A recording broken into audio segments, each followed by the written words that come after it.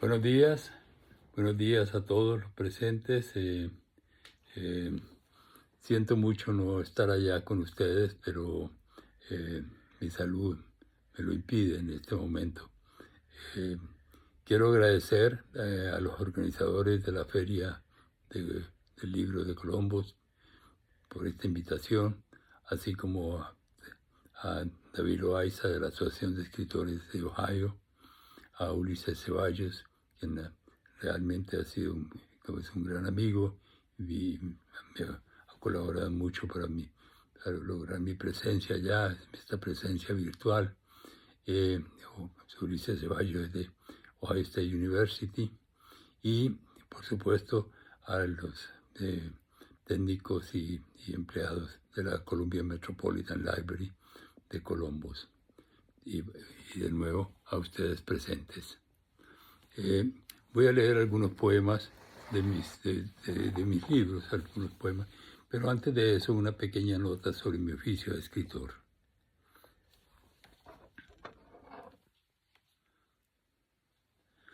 Dos acciones he tratado de conciliar siempre, el viaje y la escritura. Creo que son dos formas de una misma realidad significante. El viaje, el desplazamiento físico por la geografía, es una forma de escritura corporal que busca descifrar, al mismo tiempo que componer un signo que nos pertenece, algo único. Esta idea la han manejado bien los antiguos viajeros y en nuestra época moderna la resuelve Borges con gran elegancia. El viaje está ligado a la curiosidad, a la necesidad de ver lo que se transparenta detrás y delante de una realidad desconocida. Los indios de Mesoamérica hablaban de la dualidad, de lo que vuela y lo que se arrastra, y también hacían un Dios con la idea de lo que está junto a nosotros y al tiempo lejano. Esta concepción dual de lo que informa nuestro ser como parte de lo sagrado, creo que refleja bien la figura del viajero. El poeta Juan Sánchez Peláez hablaba de lo huidizo y lo permanente. Viene a ser la misma idea proyectada en un lenguaje que nos es más cercano. Descartes, racional y estático, decía que solo el viaje, el conocer tierras y gentes, podía darle al hombre el conocimiento. Esto no quiere decir la felicidad, porque el viajar puede ser una forma del gozo, del placer, pero no es sinónimo de felicidad. La felicidad, a mi juicio, está más cerca de lo que niega el viaje, de la permanencia. La escritura, ese viaje por la página en blanco, es también otra forma de ir. La escritura, llámese prosa o poesía, es un continuo viaje no solo por la página, por ese abrirle surcos con la pluma, sino por las palabras mismas, que en su ordenación e incluso en su desorden forman islas, archipiélagos, continentes, suben al cielo como volcanes o se extienden como mares, fluyen como ríos o se estancan como lagos. La palabra nos permite construir un paisaje que no por imaginario deja de ser real y gracias a su doble carácter de sonido y sentido nos permite vivirlo intensamente, aprenderlo con nuestros sentidos. Entonces, el texto, que depende íntimamente de lo temporal, de la sucesión, deviene espacio, terra incógnita, locus amenus. Y en allí está también el gozo, el placer, como lo entendía Roland Barthes. Ahora bien, otra forma del viaje presente en mi escritura es el sueño, constante de toda literatura, es cierto, y más desde que nos hicimos románticos por naturaleza. Pero no es solo la transposición del sueño como base de la escritura, es decir, el hacer del poema o la prosa un receptáculo de esas aventuras que recorremos, habitamos por las noches. Es también la creación del sueño en la vigilia, el obedecer más que a sus imágenes, a la ordenación de sus símbolos, de sus formas metafóricas. Entonces la idea es crear el sueño, pero al crear el sueño no solo creamos lo fantástico, lo absurdo, si se puede llamar así, a lo que no nos presenta un orden racional, sino creamos también lo real, lo que apreciamos con los ojos abiertos y que también depende del sueño en sus formas propias. Se presentan entonces dos posibilidades en el existir: vivir lo real a través de las coordenadas del sueño, lo cual crea un mundo ilusorio, mágico, donde podrían aposentarse lo extraño, los otros lados del espejo, piel y carne de los laberintos, del orden dentro del desorden. Y eso yo lo veo en algunos de mis cuentos, así como en algunos de mis poemas. Pero también está la otra posibilidad que frecuento con mis textos, la que a partir de lo real crea el sueño, es decir, la que hace de la literatura una máquina que produce realidades oníricas, ya sean estas fantásticas o reales. Y es en este juego de la realidad y lo onírico donde encontramos a veces el ángulo de lo maldito, que yo preferiría llamarlo oscuro, lo que se escapa y se interna en lo desconocido, lo que nos tienta a romper con los moldes de la sociedad y a veces de nuestra propia humanidad. Este es un viaje muy peligroso, yo lo sé de cierto. Realmente yo me he identificado toda la vida más con la poesía que con la prosa, pero mi historia de escritor empieza con narraciones. Escribí cuentos antes de emprender el camino de la poesía. De allí que el tono lírico no narrativo del poema me sea más difícil y a veces esquivo. Sin embargo, el poeta y el narrador conviven bien en la medida en que ya desde los orígenes la poesía en Occidente fue narrada. La lírica pura es posterior y la pureza extrema de un Mallarmé o un Valéry es algo moderno. He enfrentado siempre el hecho de la poesía y la narrativa como algo vital, relacionado con mi ser y sus necesidades. Los límites en mi caso son muy borrosos. Y esa es mi felicidad, pero no es tanto para los editores que ven en mi narrativa demasiado engolosamiento poético y en mi poesía un prosaísmo manifiesto. Indudablemente, en un mundo como el actual, que quiere ver las cosas solo en blanco y negro, esto no es muy apetecido.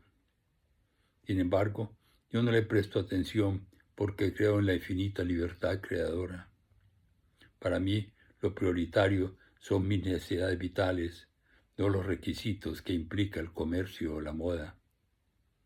Ahora bien, la convivencia de estas dos formas se resuelve en la unicidad de la palabra y en sus posibilidades de desdoblarse como signo.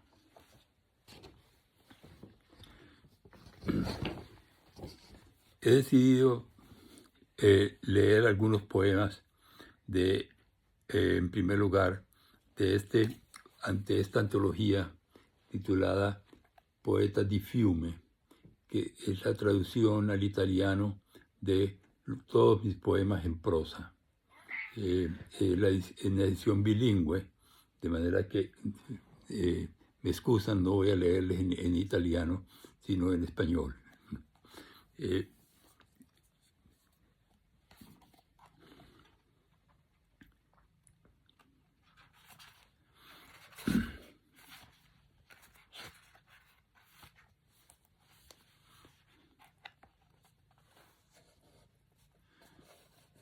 El libro tiene un poema como introducción, poema largo en prosa como introducción, que se titula Proemio para construir el viaje.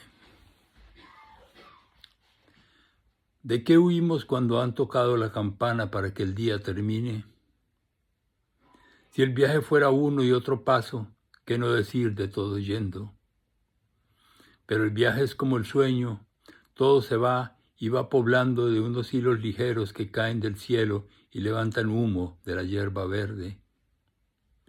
El viaje tiene que decir de minerales y noches como esta, o aquella, la que endurecida y pintada como un huevo me dijo de la fugacidad del amor en un cerro de Valparaíso.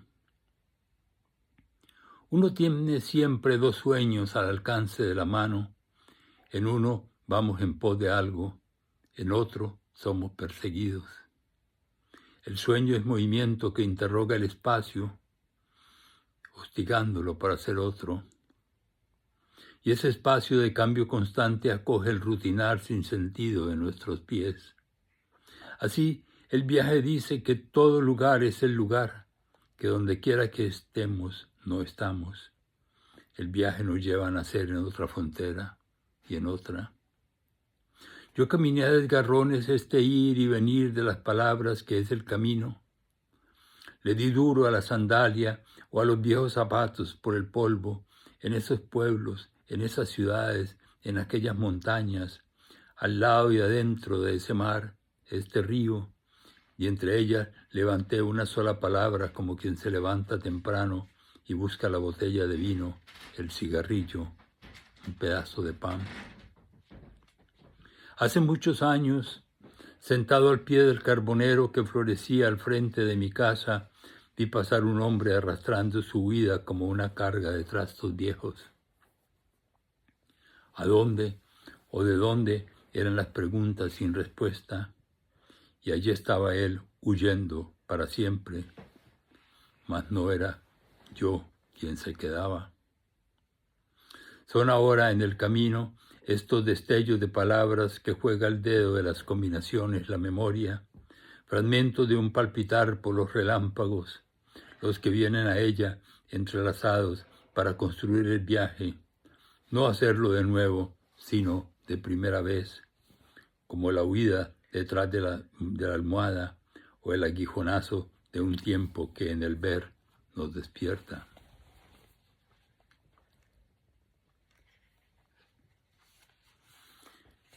El viaje nos lleva a encontrarnos con la memoria de las personas que han tocado muchas veces las puertas de la curiosidad de nuestra infancia.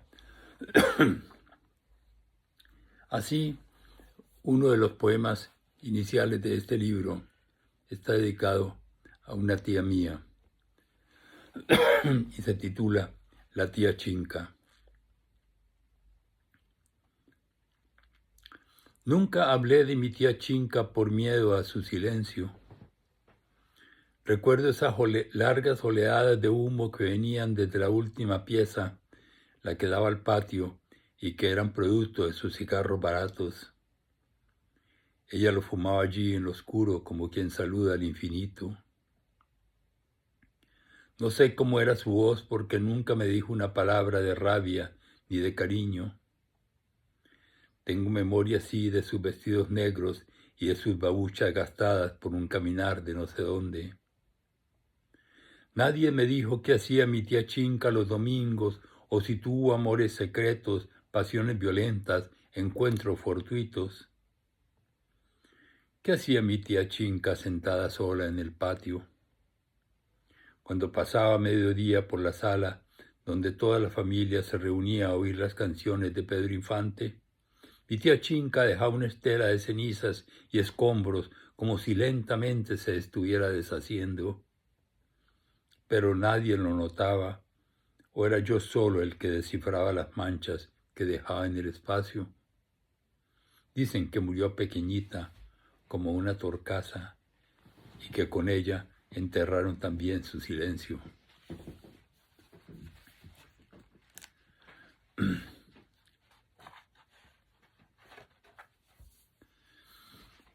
Siguiendo por los caminos de la infancia, del viaje de la infancia, este viaje que nos acompañará siempre toda la vida, hay otro poema aquí que quiero leerles.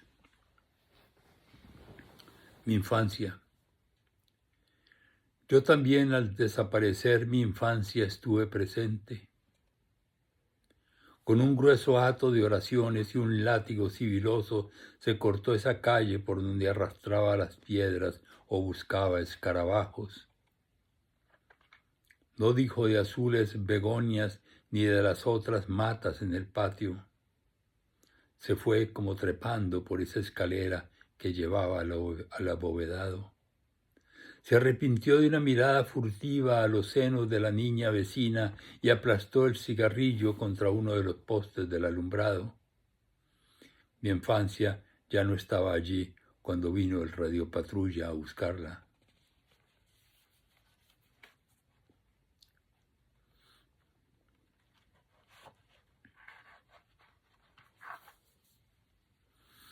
Este poema, que a veces ha funcionado también como un pequeño cuento, por esa relación entre prosa y poesía, y que para mí es una forma del poema en prosa o de la prosa poética, ¿no es cierto? Esa especie de manejo del lenguaje desde los dos ángulos, es decir, ver las cosas desde el antes y el después. Este poema y este cuento tuvo una historia extraña. Yo lo escribí en México, y que voy a leer ahora, digo. Lo escribí en México en el año 1972, cuando yo vivía en México. Después, por extraña razón, cuando apareció el Internet, me lo fui encontrando anónimo, firmado por otras personas. O como me dijo una pintora cubana, yo nunca pensé que ese cuento tuviera un autor. Siempre lo pensé que era algo que no tenía autor, que existía solamente sin autor, ¿no es cierto? Y lo leo siempre antes de comenzar mis clases con los estudiantes. Tal vez como escritores, tal vez una de las gratificaciones más grandes es cuando nuestros textos dejan de pertenecernos y pertenecen a los demás, tal vez. El cuento se llama Azúcar en los labios y es corto. Azúcar en los labios. Desde la mujer del tendero hasta Conchita la pelirroja, y desde Jesús el zapatero hasta Roberto que dirigía la escuela, todos, sin excepción, amanecieron con un terrón de azúcar en la punta de los labios. Sin embargo, los únicos en enterarse de lo sucedido fueron los que se besaron por la mañana.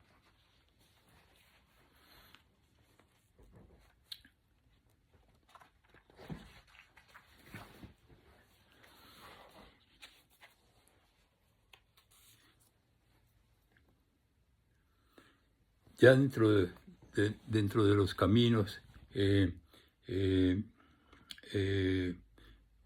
un día en Venezuela, cuando yo vivía en Venezuela, escribí este poema, también poema de caminante, ¿no? Se llama Striptease. A veces pienso que la vida lo va desnudando a uno.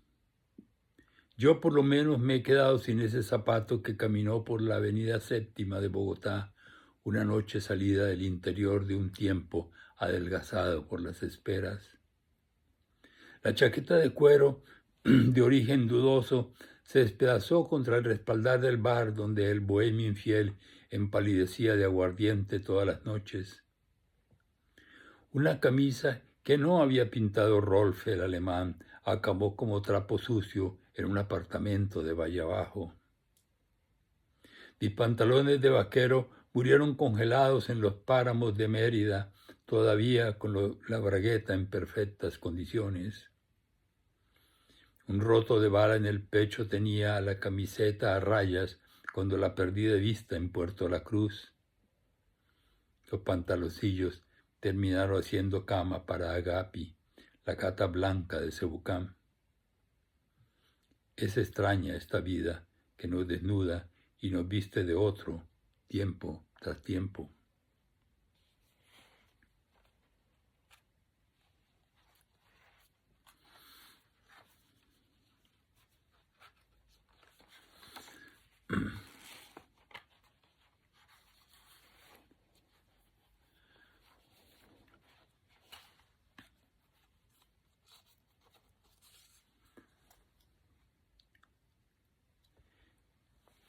por una de las gran fortunas de mi vida, mi caminar me ha llevado a Grecia y esto ha dado como resultado que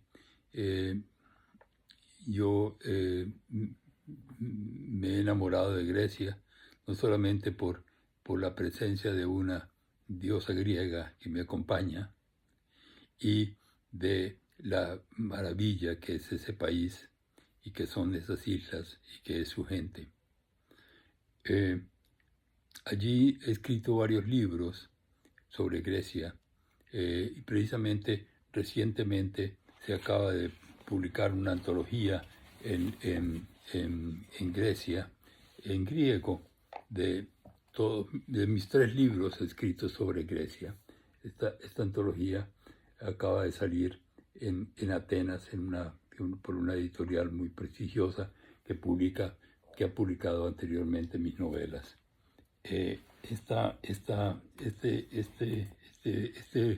También este libro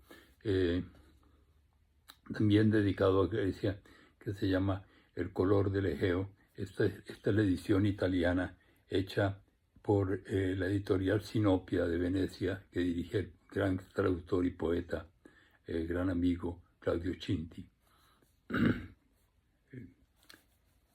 En estos poemas en prosa hay un poema que yo escribí precisamente a raíz de uno de los viajes a Grecia y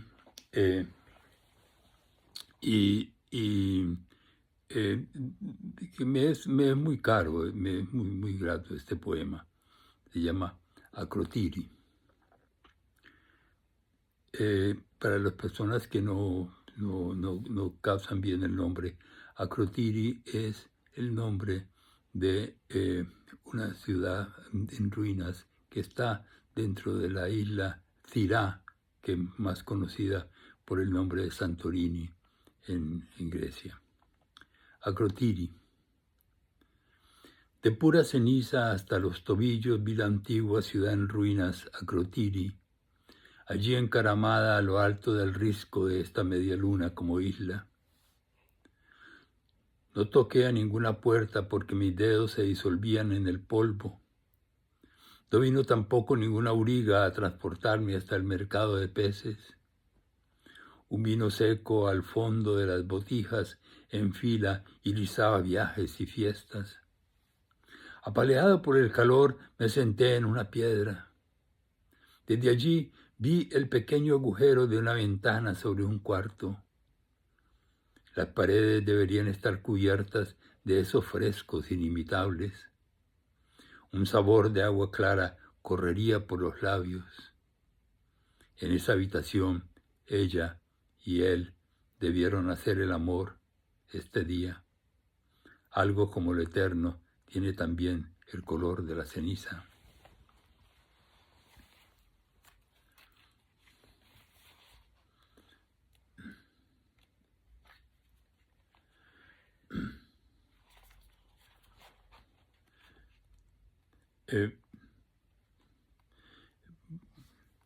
Varias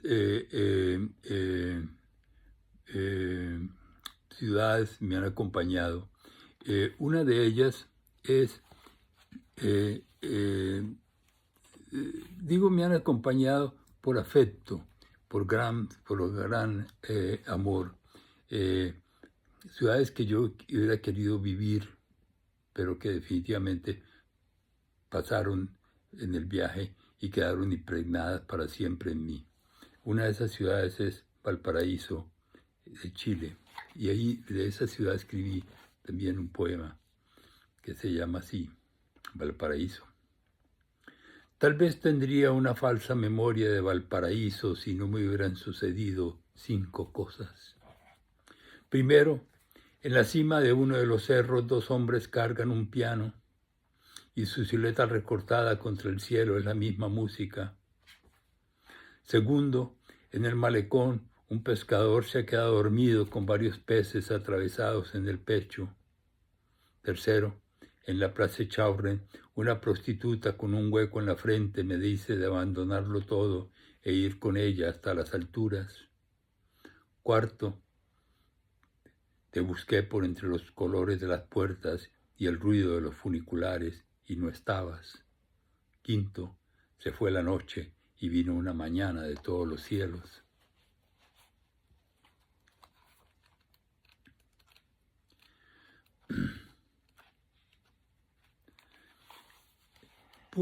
Quiero leer este poema por una gran curiosidad. Yo, cuando escribí este poema, lo titulé Onirofagia, porque creía que la palabra existía. Simplemente yo pensé, onirofagia tiene que existir, y puse onirofagia. Pero resulta que la palabra onirofagia no existía, o no existe.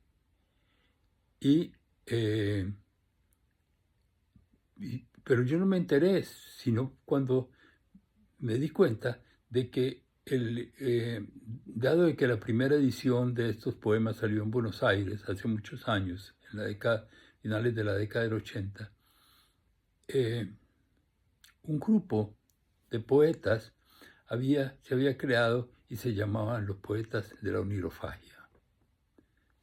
Entonces yo dije, oye, qué extraño. Entonces, todavía pensando que era una palabra corriente. Y me di cuenta de que no existía y me di cuenta de que probablemente, con mucha certeza, estos poetas, porque eran de Buenos Aires y este libro había aparecido en Buenos Aires, habían tomado el nombre onirofagia de mi poema. Entonces me sentí halagado y agradecido de ellos a la distancia. Se llama así, onirofagia. Había apostado toda mi vida al sueño de una casa grande como un laberinto. Horribles vacíos se abrían en las gradas sin barandas y en los cuartos a lo alto una muchedumbre de puertas me impulsaba a correr, abrir y cerrar desesperadamente. Sin que pudiera afirmar un centro hacia una sala amplia con hierba mecida por el viento y a pesar de ello, allí nunca me llevaban mis zapatos, mis pasos, solo al infinito de los corredores y pasadizos, a los huecos de las terrazas y el frío oscuro de las buhardillas. A veces una mujer de rostro blanco, sin ojos, abría una cortina mientras otra le servía la inmensidad en una mesa con bandejas de plata. No fue en Noxos donde se conjugó este sueño, sino en los meandros de un camino sin estaciones.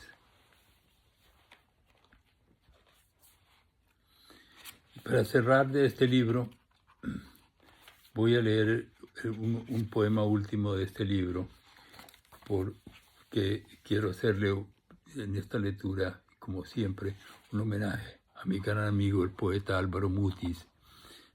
Y este poema está dedicado a él y casi todos los elementos tienen que ver con su poesía. Como ustedes saben, el poeta Álvaro Mutis creó un personaje, su alter ego, que llamaba Macrol, el Gaviero. Y este poema se titula Encuentro con Macrol en Rodas. Nunca estuvo aquí, así dicen todas las crónicas. Empecinado pregunté por él a los caballeros de la Orden de San Juan en la Posada de España, primera en la Odocipóton.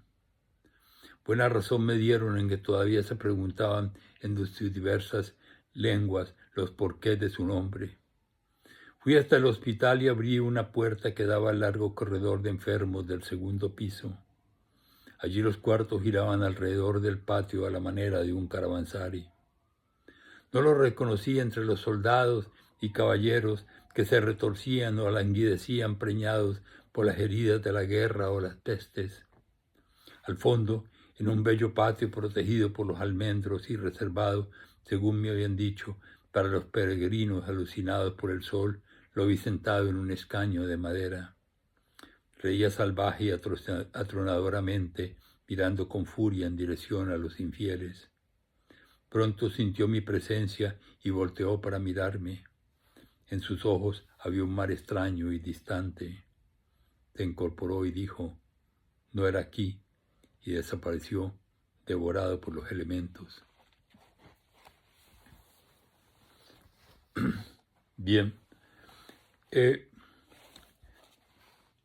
En los minutos que restan voy a leerles unos textos que funcionaron como un libro de cuentos o que han funcionado como un libro de cuentos. Son algunos de ellos, son pequeños cuentos.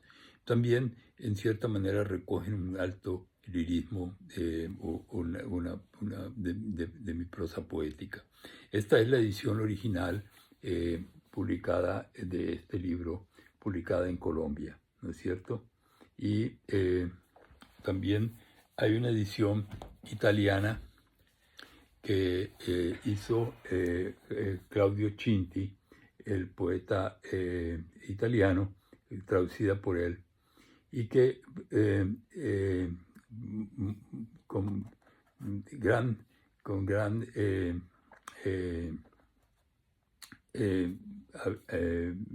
gentileza la publicó, él mismo tradujo y él mismo hizo la editorial para publicarla, ¿no es cierto? Olvidaba decirles que este libro en el que leí los poemas de Poeta di Fiume fue publicado por la editorial Sifile de Aquilone en Roma y que dirige también el gran poeta Alessio Brandolini.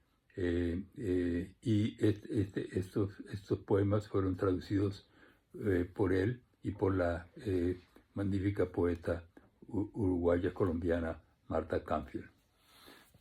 Entonces, de La raíz de las bestias, voy a leerles un par de textos como parte de esta presentación.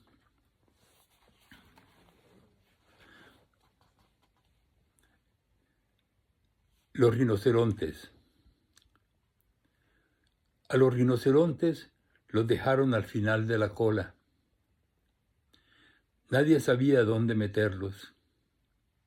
Todos fuimos pasando uno a uno por la puerta estrecha, pero ellos no pudieron entrar. Bajaron la puerta de sus goznes, pero tampoco. Quitaron el marco, imposible. ¿Qué vamos a hacer con los rinocerontes?, preguntó uno. No hubo respuesta. Era obvio que no podíamos seguir adelante si no pasaban los rinocerontes. Hacía calor en el cuarto y algunos empezamos a sentirnos molestos. Los rinocerontes al sol estaban quietos y parecían no darse cuenta. Yo dije que por qué no los metíamos por el techo. Al fin y al cabo, un tragaluz más, no importa. Y así lo hicieron. Ya adentro, los rinocerontes nos miraban con rostro agradecido. Entonces nos fuimos y los dejamos allí. Todavía no se ha inventado un buen método para sacar de ese lugar a los rinocerontes.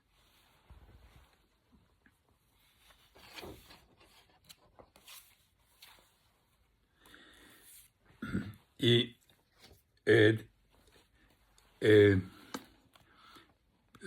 este otro cuento, y con este cuento voy a cerrar y despedirme, también lo escribí ya aquí en Cincinnati, recordando a un viejo amigo. Se titula Ángel en la espalda, con tigre tapado. Etelvina lleva un ángel pegado a sus espaldas. Es un ángel con ojos saltones, parece una lechuza, un pájaro con alas en la cabeza. Se le pega en la espalda como un tatuaje y se queda allí entre colores y uno puede pasar la mano sin sentir su presencia. Solo las costillas y la columna de Etelvina.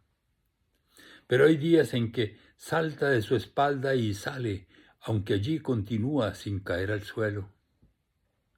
Etelvina dice que el ángel le tiene miedo al tigre, que lo atisba desde el poyo de la ventana. Un día construimos un laberinto en el patio de la casa para atraer al ángel, pero fue el tigre el que se perdió en él. No era un laberinto muy grande, ni qué decir del de Dédalus, pero era sin embargo un laberinto con todas sus entradas y salidas en falso, con varios minotauros saltando traviesos por las tapias de piedra. Hasta un pequeño Borges de plástico le habíamos puesto como advertencia en una encrucijada de 1001 posibilidades al infinito. El tigre se lo llevó en la boca, alguien dijo. Pero a Etelvina no le gusta este cuento y dijo de dejarlo inconcluso, solo con esta moraleja. No se puede tener un ángel en la espalda, un tigre y un laberinto al mismo tiempo sin que nuestro pequeño Borges de todos los días no sufra las consecuencias. Bien, de nuevo, mil gracias a ustedes por esta invitación. Ojalá pronto pueda estar en Columbus y gracias a todos los amigos allá. Gracias de nuevo.